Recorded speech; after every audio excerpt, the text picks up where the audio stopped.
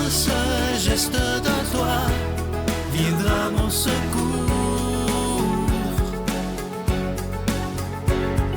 Viens semer dans mon âme le grain de l'amour. Je traverse un désert et je meurs de soif. Montre-moi le mystère qui garde la foi. Bon lundi, bienvenue à votre émission La Victoire de l'amour. J'espère que vous allez bien ce début du mois de mai, un mois qui est tellement beau.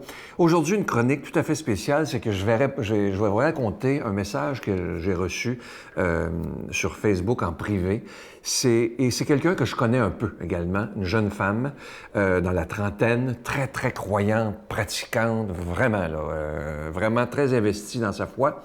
Et elle était célibataire et imaginez que la vie a fait qu'elle a rencontré un jeune homme d'à peu près son âge. Ils sont tombés en amour jusqu'à ce qu'elle sache qu'il était bouddhiste. Ah ben là, elle m'a écrit en disant « Je suis tellement déçu, j'ai beaucoup de peine, j'aime cet homme-là, il me semble que c'est mon genre, puis etc., etc., etc. » Puis elle me demande mon conseil, parce qu'elle dit « Il y a des gens autour de moi qui sont très catholiques et qui me disent que ça n'a pas de bon sens que je sorte avec un bouddhiste, parce que si, parce que ça, parce que bon, toutes sortes de niaiseries, là. » Alors moi, j'ai dit « Attends une minute, là. Je nommerai même pas son prénom. Elle va se reconnaître. Parce que je lui ai répondu. Je lui ai dit, lorsqu'on n'accepte pas que quelqu'un soit différent de nous dans sa foi, on devient vous savez à quel point on se méfie des sectes. Alors, on devient nous-mêmes sectaires en disant, il y a juste moi qui a raison. Si cette personne-là, cette jeune femme, est en amour avec ce gars-là, puis même s'il est bouddhiste, ça ne change rien. Il s'agit de se respecter l'un et l'autre. Elle va apprendre de lui, et lui va apprendre d'elle, ses valeurs chrétiennes. Et ça, c'est extrêmement important. Moi, quand je vois des gens, et j'en vois trop, des croyants catholiques, mais qui refusent, ils ferment la porte à toutes sortes de monde. Moi, dans ma vie, j'ai des amis, je vous l'ai déjà dit, qui ne croient pas en Dieu, qui viennent souper chez nous. J'ai des connaissances, même des amis autour de moi qui sont bouddhistes. Je connais des gens très bien qui sont musulmans, et je les aime. Point. Imaginez, là, si moi je me tenais juste avec des gens qui croient en Jésus, puis sont catholiques, je deviendrais un être sectaire. Et ça, jamais j'accepterais ça dans ma vie. Alors, à vous qui m'écoutez, à cette jeune femme qui j'espère de tout mon cœur, ne brisera pas une histoire d'amour pour une différence de religion. Ça, pour moi, c'est épouvantable. Et peu importe ce qu'on vous dira, oui, mais oh, les bouddhistes, c'est ci, les bouddhistes, c'est ça. Non, non, non, non, non. Même les papes, même l'abbé Pierre, je vous donne un exemple, avait fait un livre, il avait rencontré le Dalai Lama. Parce que tous les deux, même l'abbé Pierre avait dit, c'est un grand prophète aussi, le Dalai Lama. Il faut arrêter de se fermer. Et moi, quand j'avais vu l'abbé Pierre passer des heures avec le Dalai Lama, il y a un livre qui a été écrit là-dessus d'ailleurs, c'était tellement touchant de voir deux êtres spirituels qui n'ont pas la même vision de Dieu, mais qui se respectent et qui s'aiment. Imaginez si dans notre monde d'aujourd'hui, avec tout ce qui va mal partout sur la planète, si on décidait justement d'aimer l'autre avec sa différence, d'aimer l'autre avec sa religion qui est différente, d'aimer l'autre avec son orientation sexuelle qui est différente, d'aimer l'autre tel qu'il est finalement. Alors moi, je vous souhaite d'avoir des amis autour de vous qui sont différents de vous. Et c'est comme ça qu'on évolue, c'est comme ça qu'on grandit, et c'est comme ça qu'on apprend ce qu'est la vraie vie. Notre Père qui es aux cieux, que ton nom soit sanctifié, que ton règne vienne, que ta volonté soit faite sur la terre comme au ciel. Donne-nous aujourd'hui notre pain de ce jour. Pardonne-nous nos offenses, comme nous pardonnons aussi à ceux qui nous ont offensés. Et ne nous laisse pas entrer en tentation, mais délivre-nous du mal, car c'est à toi qu'appartiennent le règne, la puissance et la gloire pour les siècles des siècles. Amen. La Victoire de l'amour vous invite à sa dernière retraite avant 2026, les 11, 12 et 13 octobre 2024, sous le thème « Dieu nous donne rendez-vous ». En compagnie du Père Gauthier, Christine Michaud, William Baudouin, Miguel, Sylvain, Claire Jacques, Martin Larocque et Julie Massicotte, pour un spectacle hommage à Ginette Renaud, à l'hôtel et suite Le Dauphin à Drummondville. Réservé au 514-523-4433 ou sans frais au 1-888-811-92-91. Voir le beau, apprécier le bon et faire le bien.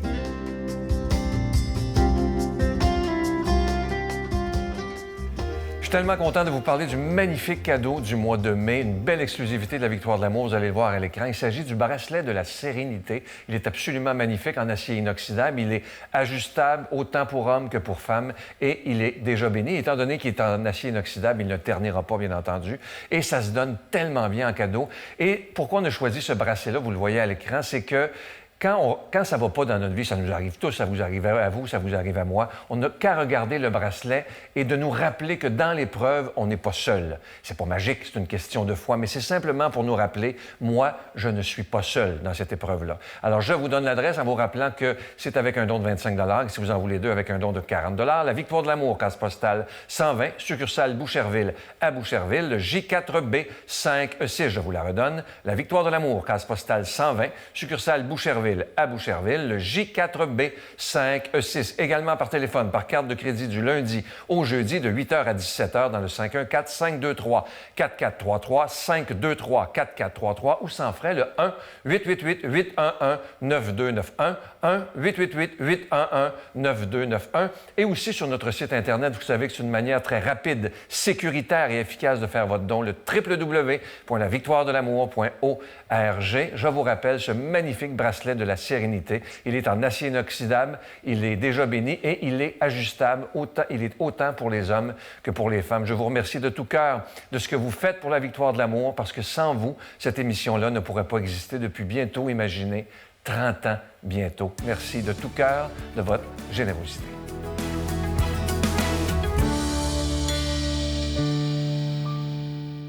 Mon Dieu, donnez-moi la sérénité d'accepter les choses que je ne peux changer, le courage de changer les choses que je peux et la sagesse d'en connaître la différence. Amen. Aujourd'hui, la parole de Dieu est proclamée par notre ami, l'abbé Éloi Giard.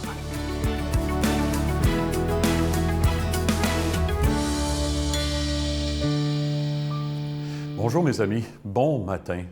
Heureux de me retrouver en votre compagnie. Hey, début du mois de mai. Il me venait, quand je préparais mon homélie, parce que c'est le mois de mai, il me venait en tête le refrain que vous avez tous et toutes probablement chanté dans votre jeunesse. « Gélons-la, gai le rosier du joli mois de mai ». Les chansons de la bonne chanson, vous en rappelez-vous? Alors, chez nous, on les a tellement chantées au jour de l'an et à Pâques. Bon, alors, joli mois de mai, oui, il va être question du vrai berger, du vrai pasteur. Oh, puis il fait pas... il donne tout, hein? C'est ça qui fait le vrai pasteur. Il y a des choses à aller tirer de ce texte-là, à l'infini, je dirais. On y va tout de suite, on est dans Saint Jean. Jésus disait aux Juifs, « Je suis le bon pasteur, le vrai berger. Le vrai berger donne sa vie pour ses brebis. Le berger mercenaire, lui, n'est pas le pasteur, car les brebis ne lui appartiennent pas. S'il voit venir le loup, il abandonne les brebis et s'enfuit. Le loup s'en empare et les disperse. Ce berger n'est qu'un mercenaire et les brebis ne comptent pas vraiment pour lui. Moi, je suis le bon pasteur. Je connais mes brebis et mes brebis me connaissent, comme le Père me connaît et que je connais le Père. Et je donne ma vie pour mes brebis. J'ai encore d'autres brebis qui ne sont pas de cette bergerie. Celles-là aussi, il faut que je les conduise. Elles écouteront ma voix. Il y aura un seul troupeau et un seul pasteur. Le pasteur connaît ses brebis. Hey, le pape François a dit dans une homélie, il y a quoi, 1 an ou 2, je ne sais trop, le pape François a dit, les bergers et les pasteurs doivent sentir le mouton. Oh! Hey, ça veut dire être imprégné de l'odeur des brebis, des moutons. Quand j'étais jeune, j'aimais pas trop ça sentir l'étable. Je sais ce que ça sent, une étable, faites-vous-en, figurez-vous donc. Hein? Mais je comprends que veut dire le pape, hein? Être proche et même donner sa vie pour ceux et celles qui nous sont confiés. Voilà ce qu'est le bon pasteur, le bon berger. La personne qui prend soin de ceux et celles qui lui sont confiés, jusqu'à donner sa vie. Je connais mes brebis, dit Jésus. Dans le langage biblique, vous savez, connaître, c'est plus que connaître juste le nom. Hein? Ça veut dire connaître les brebis, chacune dans ce qu'elle a d'unique, dans ses dons, ses faiblesses, ses besoins, et même, je dirais, sa mission dans la vie. C'est ça, connaître au sens biblique du mot. Une relation d'estime réciproque qui, en quelque part, hein, lui fait sentir qu'elle est aimée et précieuse. La confiance, évidemment, c'est la base de tout accompagnement. Il y a un bon ami à moi que j'ai beaucoup aidé et qui dit souvent à sa femme, « Ce que je suis devenu, c'est beaucoup, beaucoup grâce à Éloi. » Ça me touche quand il me dit ça. Puis il réussit très bien dans la vie. Hein? Mais un bon berger n'est pas parfait. Hein? J'en sais quelque chose moi-même. Hein? Loin de là ce qui me concerne. Reconnaître ses fautes, ses insuffisances.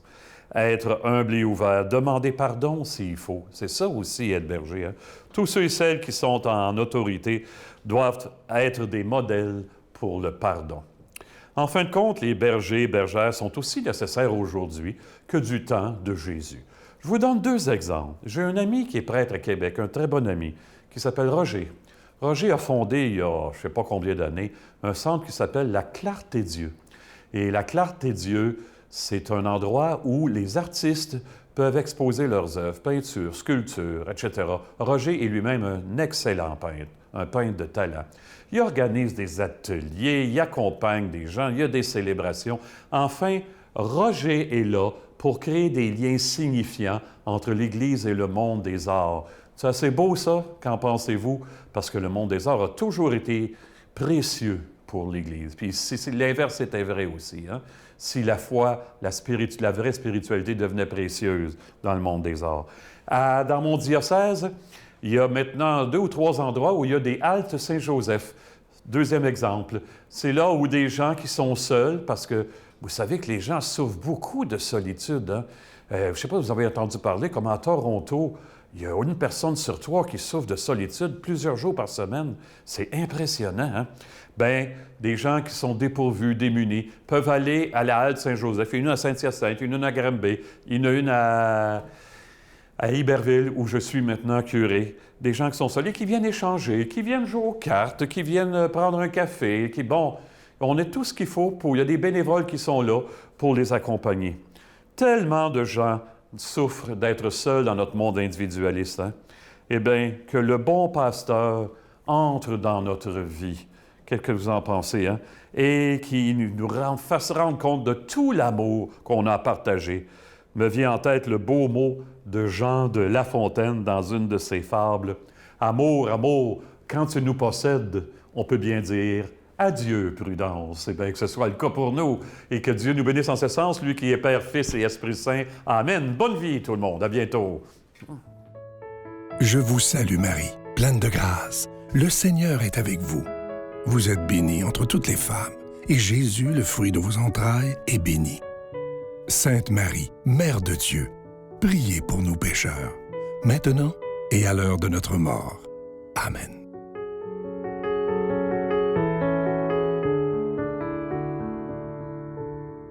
Je vous rappelle ce magnifique bracelet, une belle exclusivité de la Victoire de l'amour, le bracelet de la sérénité. Il est en acier inoxydable, vous le voyez à l'écran présentement. Il est ajustable et il est déjà béni. Ça se donne tellement bien en cadeau. Et si on l'a appelé le bracelet de la sérénité, c'est simplement pour nous rappeler que quand ça va pas dans notre vie, ça vous arrive à vous, ça m'arrive à moi, j'ai des moments de down des fois comme tout le monde. Et je regarde le bracelet et ça me dit, c'est pas magique là, mais ça me rappelle que je ne suis pas seul dans l'épreuve. Et quand tout va bien, ça me rappelle que peut-être je devrais penser de temps en temps à être dans la gratitude et de dire merci. Et moi, je vous le dis, donnez ça en cadeau à vos plus jeunes, aux adolescents, parce que c'est des choses qu'ils adorent, évidemment, parce que c'est moderne, c'est très, très beau et ça ne ternira pas, comme je vous le disais. Alors, je vous remercie de tout mon cœur de ce que vous faites pour la Victoire de l'amour. Je vous souhaite une magnifique journée. À bientôt. Bye. J'ai ce besoin-là d'avoir la maison pleine, d'avoir des rires d'enfants. Il y en a pour... Ça m'énerve. Moi, ça m'énerve pas. Moi, c'est ce qui me fait vivre, c'est de voir la magie dans leurs yeux. Une mère, c'est là que ça nous protège, avec les yeux pleins d'eau, les cheveux pleins de neige. Une mère, à un moment, ça se courbe, ça grince quand ça se penche, ça n'en peut plus d'être lourde.